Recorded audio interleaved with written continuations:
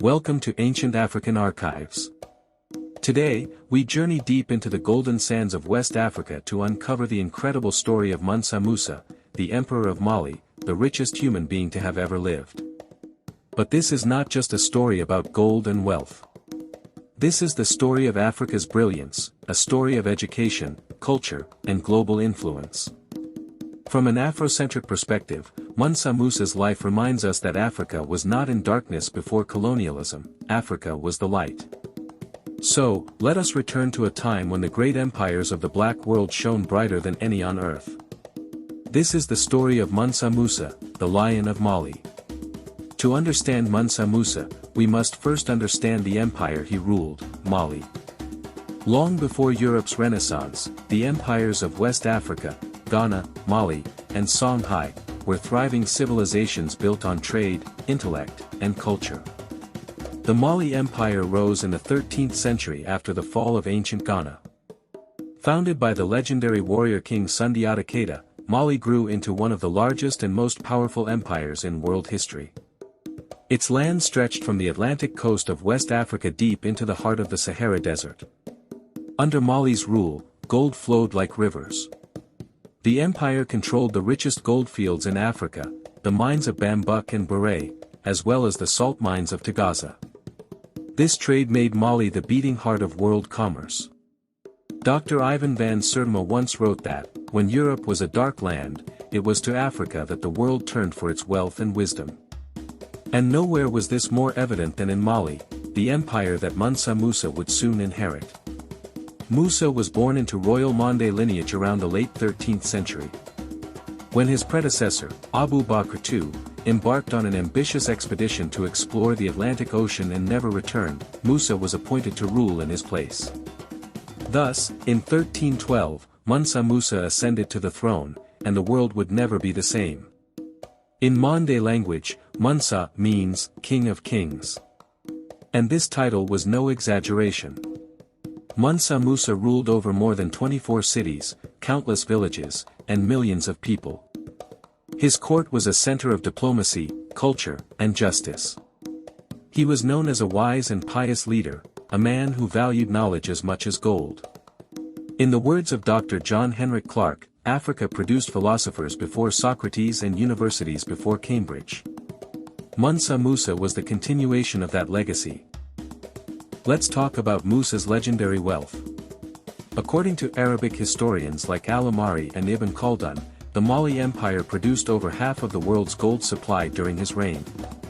Imagine that, half of the world's gold coming from one African kingdom. Trade caravans stretched across the Sahara, connecting Mali to Egypt, North Africa, and the Middle East. Gold, salt, ivory, and kola nuts flowed north, while books, cloth, and ideas flowed south. Modern economists have tried to estimate Musa's fortune. Some say it was equivalent to $400 billion today, more than any modern billionaire. But from an Afrocentric view, Musa's wealth cannot be measured in currency alone. His true wealth lay in knowledge, culture, and the spirit of his people.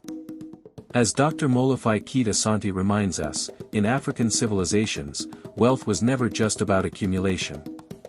It was about the prosperity of the whole community. And that philosophy guided everything Mansa Musa did. In 1324, Mansa Musa embarked on one of the most extraordinary journeys in human history, his famous pilgrimage to Mecca, known as the Hajj. It was not just a religious act, it was a display of African grandeur and faith on a global scale. Historical accounts describe a caravan so massive that it left entire cities in awe. Over 60,000 men, thousands of camels, and vast quantities of gold accompanied the emperor across the desert. Everywhere Musa went, he gave gifts of gold to the poor and built mosques along the way.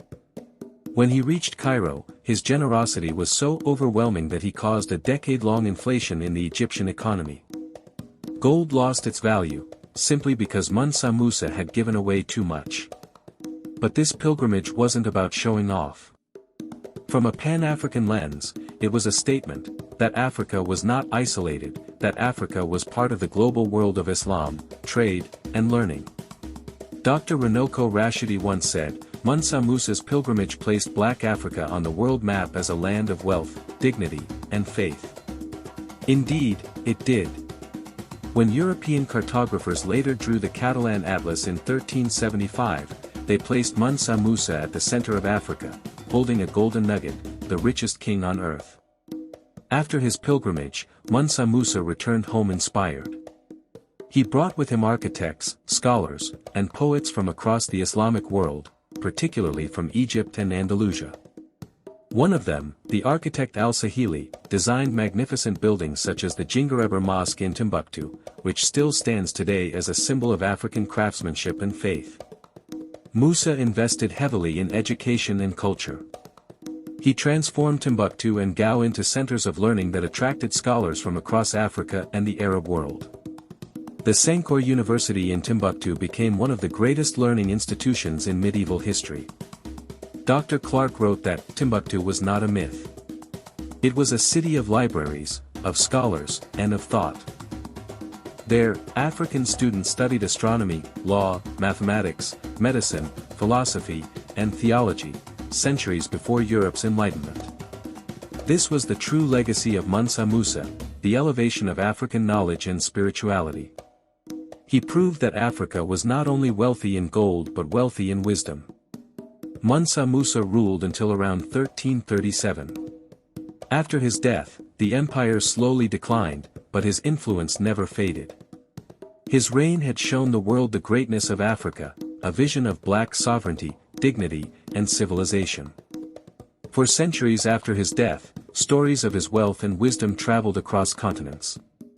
European explorers, upon hearing of Mali's riches, set their sights on Africa, and sadly, in later centuries, that greed would lead to colonization. But from an Afrocentric lens, we do not remember Musa as a symbol of what was lost, we remember him as proof of what was achieved. As Dr. Cheikh Anta Diop said, the history of Africa will remain suspended in air unless it is written by Africans themselves. By telling Mansa Musa's story, we reclaim that narrative, we remind the world that Africa was great, is great, and will rise again. Mansa Musa's story is not ancient history. It is a blueprint, for unity, for leadership, for the building of a self-reliant African future. He taught that true wealth lies not in greed, but in the power of knowledge, culture, and faith. Today, his legacy lives on in the spirit of Pan-Africanism. From Accra to Lagos, from Timbuktu to Kingston, his name symbolizes black excellence. He reminds us that before colonization, before exploitation, there was a golden age, an age when Africa's empires led the world in trade, science, and art. And it can happen again, when Africans unite under shared purpose and vision. Mansa Musa was not just a king of Mali. He was a king of all Africa, a symbol of what the continent once was, and what it can become again. Thank you for watching Ancient African Archives. If this story inspired you, make sure to like, share, and subscribe to help us continue telling the true stories of Africa's greatness. As we remember Mansa Musa, let us remember the words of Dr. Clark. History is a clock that people use to tell their political and cultural time of day.